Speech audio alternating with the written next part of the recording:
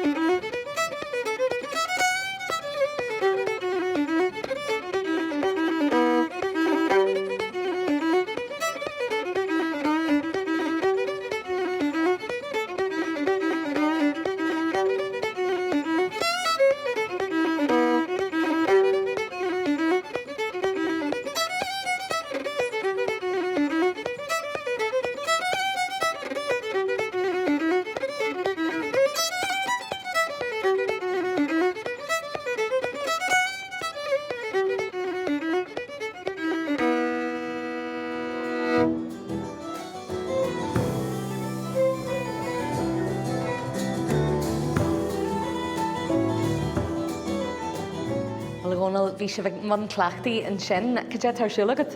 Yeah, bhí muidir man clachtaí sin tá mis mar chuid den Celtic Odyssey, nó Celtic Odyssey mar deir sin seo. Le Ronan le Bars, Meister na Píbilan ón Britain agus tá sin é grúpa allmhór de ceoltarí as na tíortha Celticha hains le chéile agus muidir lige chaithúisteach sa seomráin agus set omlan chuir le chéile. Dúcha nach glóir, sé bheith le thuirt le chéile agus bheith ag senim le chéile? Yeah, tá sé dúlach, a tá siad simú agus sé go hénta bheith senim le na ceoltarí iontacha seo.